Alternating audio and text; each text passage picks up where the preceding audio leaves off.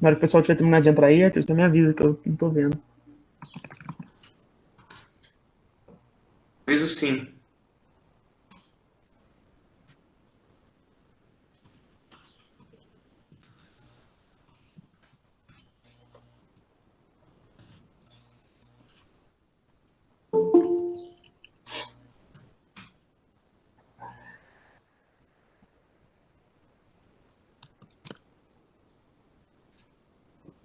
Cara, já deu 20 pessoas aqui, Tony. Então, beleza. Então, vou começar. Bom dia, pessoal. Vou dar continuidade falando um pouco sobre a Igreja Metodista. A gente vai passar de forma geral, mas por cima, até por causa do tempo, beleza? Como a gente sabe, a Igreja Metodista teve o seu início principalmente com John Wesley, né? A gente sabe que não foi somente ele, mas ele foi um dos principais aí. Ele nasceu em junho de 1703, na Inglaterra. Ele tinha os pais cristãos, ele fazia parte da Igreja Anglicana. E naquela época em que ele vivia, estava tendo um problema muito grande com a relação da igreja, de questão de como se estivesse se misturando com o mundo, até naquele filme que a gente viu dele, né? Fala bastante disso, mostra como parece que a igreja era outra coisa, não estava parecendo muito uma igreja, né? E estava dentro desse contexto de revolução industrial, estava tendo muita miséria, tinha muito povo pobre, e tudo isso vai ser importante para a construção da igreja metodista, principalmente por causa de como o John Wesley vai ver tudo isso aí, né? O que fez ele ser conhecido como... Alguém falou alguma coisa aí, gente? Eu ia falar que tá travando um pouquinho o seu áudio, se quiser fechar a câmera. Tá, vou fechar e vocês me avisam qualquer coisa aí. O que fez ele ser conhecido como ter a igreja que ele começou o movimento metodista, foi devido ao Clube Santo, que teve na universidade, que ele, o irmão dele e o George fizeram parte. E nesse clube eles não queriam se entregar à libertinagem, né? A nada que fosse do mundo, vamos dizer assim. E então eles tinham como se fosse métodos, os dias de jejum, os dias de orar, de ler a Bíblia, os horários e tal, e o pessoal começou a chamar eles de metodistas, porque eles eram muito metódicos com as coisas, né?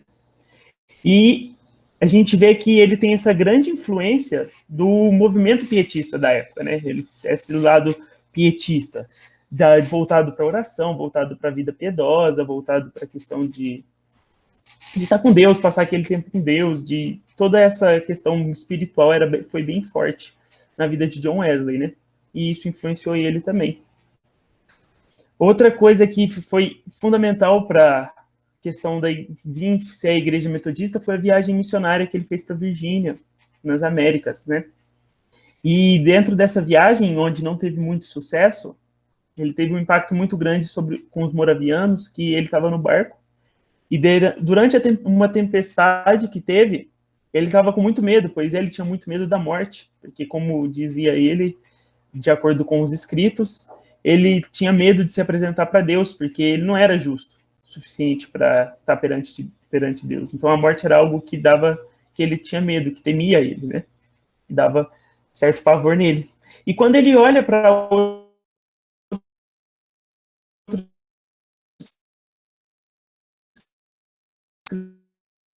cristãos que estão tranquilos, mesmo fala, e dentro dessa conversa ele começa então a trabalhar algumas coisas na vida dele, até que chegou o ano de 1738, que é quando ele volta dessa viagem missionária fracassada na Virgínia, e ele tem aquela experiência não do coração aquecido aqui, como está escrito, mas do coração aquecido. Tá? É uma escrita errada aí, pessoal, desculpa. Mas onde ele sentiu, refletindo sobre os escritos de Lutero, ele sim, teve uma experiência muito forte onde o coração dele foi aquecido. E isso é muito importante para a gente entender, porque a gente vai ver que essa questão espiritual, essa questão da experiência, é algo fundamental para o John Wesley na vida cristã. E isso vai influenciar claramente no movimento metodista. Uma coisa que... Você não pergunta aqui? Gente, só um... Oxe. Tá muito ruim, gente? Tá cortando um pouquinho só. Mas Não, tá eu tô no- conseguindo ouvir tranquilo, viu? Sem cortar. É, Eu também tô ouvindo de boa. beleza, então. Obrigado. Aqui tá cortando um pouquinho, mas tá dando para acompanhar. Só falar pausadamente que a gente consegue Beleza, pegar. então. Vou tentar falar mais pausadamente. Uma coisa importante que a gente precisa entender do John Wesley, ainda falando dele, é que ele não criou a denominação metodista. Ele considerava-se parte da igreja anglicana ainda da Inglaterra. Ele não tinha o objetivo de criar uma denominação, mas ele percebeu que havia necessidades na igreja que não estavam sendo supridas, coisas que deveriam ser alteradas e que não estavam sendo cumpridas. E ele somente, então, era um meio pelo qual estava fazendo essas coisas. Ele não queria fazer uma nova religião, ele não queria se separar necessariamente, mas ele queria somente atingir áreas em que a igreja não estava atingindo, mudar coisas que ele achava que a igreja precisava mudar, como a questão da pregação, era uma pregação fria, e ele entendia que precisava ter uma pregação que mexia mais com as pessoas, que mexia mais com a prática, com a vida das pessoas, voltado para o lado pietista. Ele entendia que a igreja precisava se voltar mais para os pobres. Ele entendia a questão dos leigos, de que os leigos faziam parte da igreja, tinham função na igreja, não era para ser deixado de lado. Ele não era superior aos outros, ele não era de maneira nenhuma melhor do que os outros, mas ele estava junto com eles.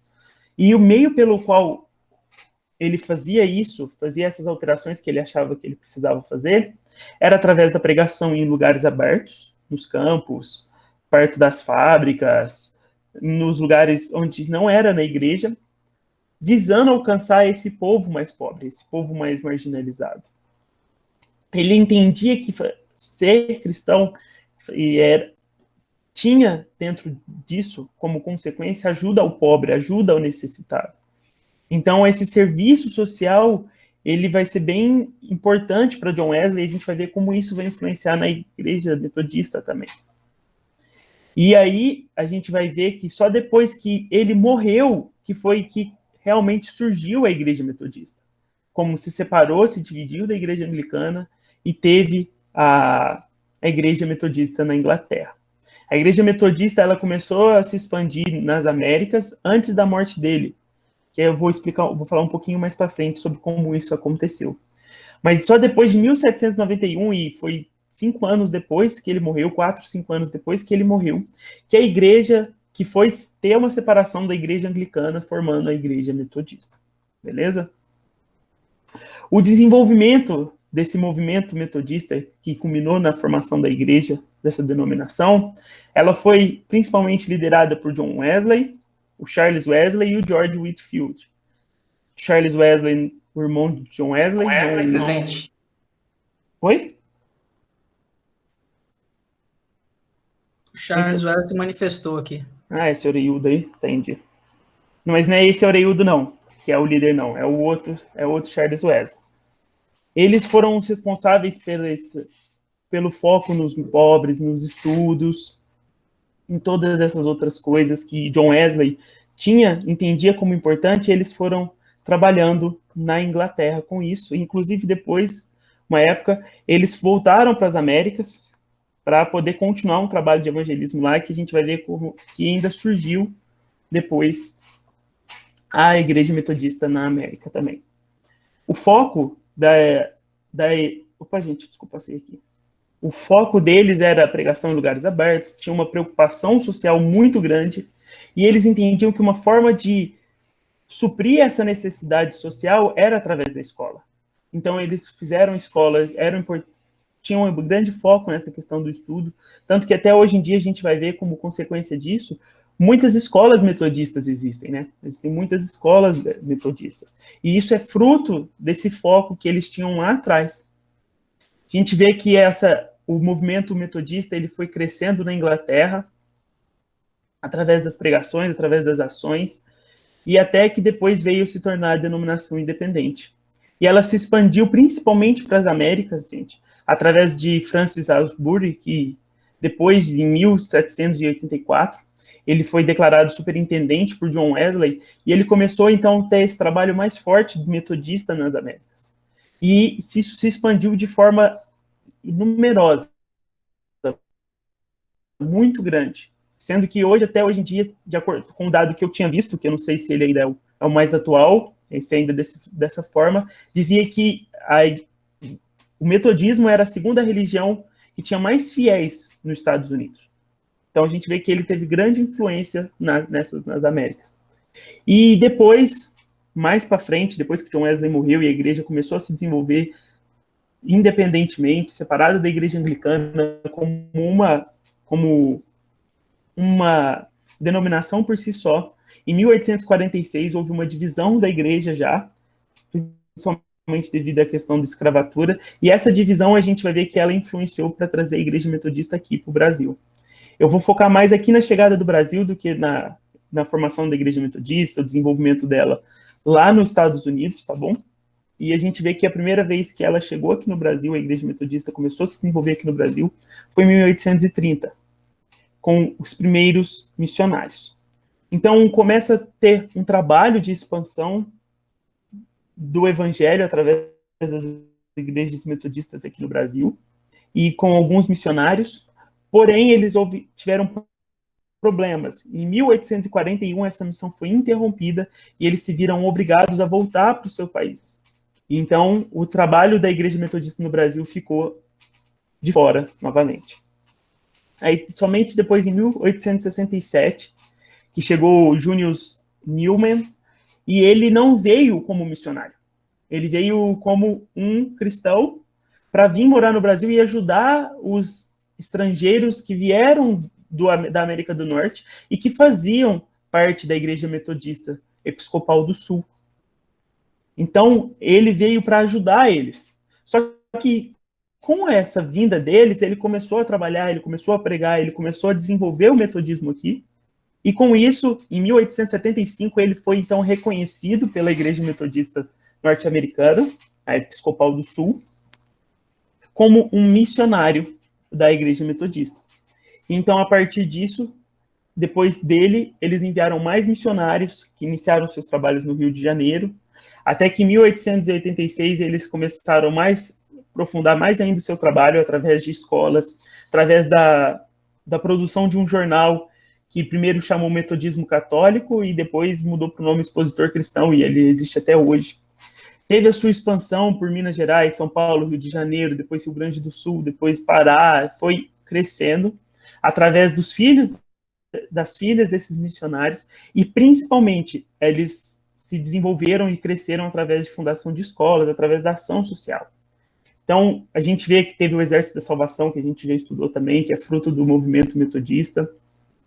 A gente vai ver que eles têm esse grande enfoque social, e isso faz parte da doutrina da igreja, que a gente vai ver agora mesmo. Mais tarde a gente vai ver por que eles têm tanto enfoque nessa ação social, tanto enfoque em ajudar, em entender que o cristão tem essa ligação com a sociedade. E somente em 1930, então, que oficialmente vai se estabelecer a Igreja Metodista no Brasil com a eleição de um bispo. E esse bispo, ele é o John Tarbox, ele é estrangeiro, mas ele é colocado como líder aqui da Igreja Metodista na época. E somente depois, em 1934, que vai se ter o primeiro bispo brasileiro, que é o César da Corso Filho. E aí, a partir disso, então, a Igreja Metodista ela é estabelecida no Brasil, ela tem uma independência dos Estados Unidos, ela não está mais ligada à Igreja Metodista dos Estados Unidos, e ela começa a se desenvolver por si própria, por si só, aqui. A gente vê, quando a gente olha, que existem algumas divisões, principalmente mais recentes, não tão antigas, da Igreja Metodista, mas nenhuma, assim, de tão grande impacto. A Igreja Metodista, o mais forte dela, o que destaca dela é essa igreja independente que veio dos Estados Unidos e se formou aqui no Brasil. A Renovada, a Wesleyana e tantas outras que tem no Brasil, elas existem, só que são menores, e elas não se distanciam tanto da questão doutrinária da Igreja Metodista surgida lá no século XVIII, beleza? E, olhando para a questão da doutrina dela, a base dela, da Igreja Metodista, está nas Escrituras. John Wesley, ele falava sobre as escrituras e ele falava sobre o credo apostólico. E então, os que depois vieram para formar e organizar a igreja metodista, deram o nome de igreja metodista, eles tiveram como base as mesmas coisas que John Wesley ensinava, que eram as escrituras, o credo apostólico, e eles usam também os sermões de John Wesley como base doutrinária. E também 25 artigos metodistas históricos, que se você entrar lá no site deles, vai possuir isso aí. Então essa é a base da fé deles. Eles usam principalmente as escrituras, eles entendem que a escrituras é soberana nisso, e que ela é usada para salvação, a gente vai ver isso. Que o foco, a escritura tem esse poder, essa questão da salvação, ela é forte nisso, eles não colocam John Wesley no mesmo nível da escritura, porque o próprio John Wesley não fazia isso. A gente vai ver que a soteriologia deles tem a ver com a graça preveniente, que eu acho que eu escrevi errado aqui, gente, perdão, mas que era a graça que o John Wesley entendia como a graça que Deus dava previamente para os homens para poder entender e receber a Cristo. Eles entendem também que a justificação... Exatamente, Xandão. Obrigado. Eles entendem que a justificação deles é por meio da obra de Cristo, que foi Cristo quem justifica eles, é a justiça de Cristo que os torna justificados, não tem nada que eles façam que possa fazer com que eles sejam justificados por Deus. Porém, essa salvação, essa justificação, ela é aberta a todos. E existe o envolvimento do homem nesse processo. O homem, ele tem que aceitar, ele tem que dar um passo aí para essa questão da salvação. Cristo é quem faz, é somente por causa de Cristo que pode ser salvo, mas existe um passo do homem, bem próximo até daquilo dos batistas, do arminianismo, diferente de nós, da eleição. Eles olham para a eleição e eles criticam, dizendo que não há eleição, como na predestinação, beleza? E eles não entendem também a eleição como os batistas entendem, da questão deles são eleitos e eles vão vir aceitar. Não é dessa forma que eles desenvolvem. E aí vem um ponto-chave da Igreja Metodista, que é a questão da santificação, que é a questão a santificação, ela é dividida em dois tipos de atos. Os atos de piedade.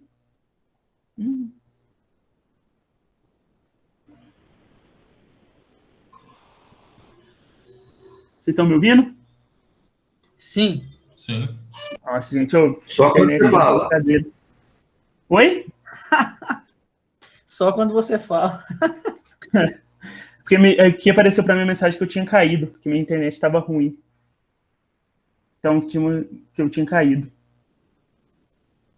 Mete bronca aí. Então, beleza. Então, esse aqui é um ponto muito fundamental para a Igreja Metodista, que é da santificação, que eles entendem que existem dois atos dentro da santificação. Os atos de piedade, que tem a ver com a oração, com a leitura da Bíblia, o jejum, coisas que você faz também individualmente, mas que a santificação, ela não se resume a isso. E que se resumir a santificação somente a algo individual, ela não é a santificação em si. Porque a santificação também possui os atos de misericórdia, que tem a ver com a comunidade. É uma santidade sociocomunitária, onde a ação do cristão, ela tem que estar ligada com o meio onde ele vive. Tem que estar ligada com o povo, tem que estar ligada não só com o povo de Deus, mas com os seres humanos fora da igreja também. Por isso que eles têm tanta ênfase na ação social, por isso que eles têm tanto trabalho com ajuda de questão de escola, de alimento, trabalhos de diversas formas alcançando a sociedade. Por causa dessa visão de santificação deles. Eles não olham essas boas obras como sendo fruto da salvação, e eles respondem ao amor de Cristo, eles respondem ao amor de Deus, praticando boas obras, e essas boas obras estão inclusas ajudar o próximo, ou levar alimento para o mendigo, escola e tudo. Não, eles entendem isso como parte da santificação. Isso você vai ser santificado de acordo com como você pratica não só os atos de piedade, mas também os atos de misericórdia. Então, isso é um ponto de destaque para a Igreja Metodista. E os sacramentos deles, eles também são enfáticos em dizer que os sacramentos deles é o batismo e a Santa Ceia. E para a gente concluir, ou fazendo aquelas mesmas 5 perguntas de se é uma seita ou se não é uma seita, a autoridade deles é as Escrituras. Jesus Cristo, ele é o Senhor, ele é o centro ali na igreja metodista. Eles entendem a Trindade, e eles olham para Jesus Cristo e vê como o Senhor, como aquele que justifica. Então, Jesus Cristo tem uma posição central na igreja metodista também. A salvação deles é pela graça de Deus e justificação de Cristo, com a liberdade de escolha do homem. Eles não são exclusivistas, eles não entendem que somente eles são salvos, ou que somente é o grupo deles, e eles não entendem ter uma revelação especial própria que eles receberam. Então, olhando para esses 5 critérios, a gente pode ver que o metodismo, apesar de diferenças doutrinárias, eles não se enquadram como uma seita, mas sim uma denominação. E um ponto que me fez refletir bastante é a questão da santificação, apesar de a gente entender e saber que a santificação não tem a ver com os atos comunitários, igual eles entendem, mas que eles entenderam a necessidade de fazer isso. E acho que isso é algo que muitas vezes falta para nós hoje em dia, né? E olhar para a igreja metodista e ver como eles são fortes nisso, gente, porque se você for olhar vários grupos de apoio para a sociedade, muitos deles são metodistas. Eu fui dar uma pesquisada e tem várias coisas, várias escolas. Então, eles começaram a igreja no Brasil a partir de escolas para ajudar os pobres. Não eram escolas para ganhar dinheiro, mas eram escolas com vistas para o auxílio da sociedade. Então, isso eu acho que é o ponto de destaque deles e é algo que a gente pode até aprender com eles, né? E é isso, pessoal. Robson, você quer falar alguma coisa? Não. Desculpa. Bom, muito bem. Uma das coisas interessantes que a gente deve destacar é que o metodismo tem assim um tripé, né? Missão, devoção e serviço. Né? É uma igreja essencialmente missionária, é uma igreja cuja doutrina ou escopo tem esse caráter devocional, a santificação, a santidade do indivíduo, e é uma igreja de serviços, de prestar serviços, tanto ad intra quanto ad extra, para fora de si mesmo, né? Para o mundo. Mas no Brasil, especificamente no Brasil, a partir de 96, 97 para cá, assumiu um bispo chamado João Carlos, e foi presidente do Colégio Episcopal, e a forma de governo deles ainda é muito parecida com a forma de governo anglicana, né? Tem o bispo, depois tem um corpo de presbíteros e pastores, tem pastores leigos, né? Tem diáconos e tem leigos evangelistas e tudo mais. Eles se reúnem em concílios ou sínodos, né? Em câmaras eclesiásticas, em paróquias, né? Eles têm toda uma organização em distritos nacionais, do norte, do sul, do leste, do oeste e tudo mais. Inclusive o pai do Tiago Gomides, não sei se vocês se recordam, lembram do Tiago Gomides? O pai do Tiago Gomides foi um dos mais eminentes pastores metodistas da época dele. Dos anos 60 até os anos 80, a igreja metodista, ela esposou decisivamente a teologia da libertação na América Latina, sobretudo no Brasil. Ela era uma parceira de primeira hora do CONIC, do Conselho Nacional de Igrejas Cristãs, e é também uma parceira de primeira hora da Igreja Católica para as questões que envolviam a teologia da libertação. Então, é verdade que até hoje, se você fizer um curso, um doutorado em alguma área de teologia nas faculdades metodistas, você vê a grande ênfase liberal ou teológica da Igreja da Libertação ali. Mas a partir dos anos 90 para cá, como eu ia dizendo, um bispo chamado João Carlos, ele assumiu o colégio episcopal e ele fez uma reação, ele desgrudou a igreja metodista deste ambiente da teologia, da libertação, e levou a igreja metodista, grande parte dela, a esposar o pentecostalismo, e aquele pentecostalismo de unção com óleo, de visões, de campanhas, de ações declaratórias e tudo mais. Então, hoje, a igreja metodista, ela é, na verdade, um balaio de gato sem fundo, né, e sem tampa. Né, e é uma espécie de guarda-chuva. Dentro dela, dependendo do bispo, do distrito, da região, há uma configuração. Ainda existem muitos remanescentes da assim chamada teologia da libertação, né? Tem também remanescentes daquele metodismo mais litúrgico, porque não sei se você já percebeu, o metodismo mais antigo, Eles têm uma liturgia muito bonita. O primeiro inário usado na igreja presbiteriana é o inário metodista, que é o inário evangélico. Ele é metodista. Ele conservou as antífonas, as litanias, as orações fixas, né, os credos, tudo mais. Nós mesmo, como presbiterianos, durante muitos anos, bebemos nessa fonte de piedade e de liturgia dos metodistas aqui no Brasil. Ainda existe esse grupo, né, que ainda usam toga, estola, clésima, tem uma liturgia que segue o calendário litúrgico, muito parecido com o católico romano e tudo mais. Existe um pequeno grupo ligado à teologia da libertação, um grupo muito pequeno, mas existe esse grupo ligado à teologia da libertação, e existe, né, uma grande maioria, cada vez mais influente, não sei até onde vai a influência deles, ligada com o pentecostalismo, ou pelo menos com aquilo que a teologia mais acadêmica chama de novos movimentos religiosos de espontaneidade. Então, esses novos movimentos religiosos, que incluem o pentecostalismo, neopentecostalismo, os carismáticos e tudo mais, eles hoje são grandemente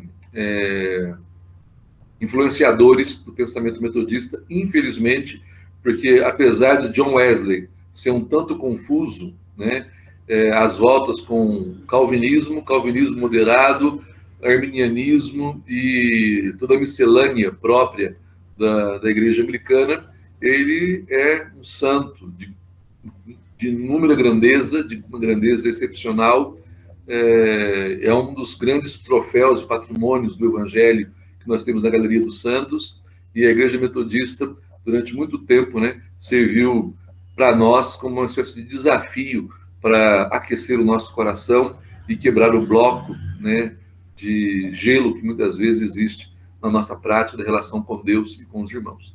Mas é, de fato, uma igreja que, pelo seu histórico, merece a nossa admiração, pelo seu presente, quem sabe a nossa admoestação, ou pelo menos as nossas orações. Bom? Mais alguma coisa? Alguém ia contribuir? Se quiser contribuir, eu passo já a chave Pix. Não? Quem vai pagar o almoço? Ah, o Arthur, né? Ele que é o hospedeiro aí. É isso aí mesmo. Gente, um abraço. Até quarta-feira que vem tem aula. Quarta-feira tem aula, né? Quinta eu acho que tem, não? Terça é feriado, não vai ter. Mas quinta que vem? Ah, mas Quinta que vem acho que tem. Não tem mais aquele negócio de Semana da Paz. Quando vai ser a Semana Teológica? Vou confirmar aqui só um minuto. Tchau. Qualquer coisa a gente emenda essa semana aí e vai direto, né? É em outubro, professor. Não. Outubro é semana sabática. Dia 13 de setembro. 13 a 17. Então a gente vai ter aula, então. Meu Deus. Então tá bom. A gente se vê na aula. Um abraço, gente. Fique com Deus.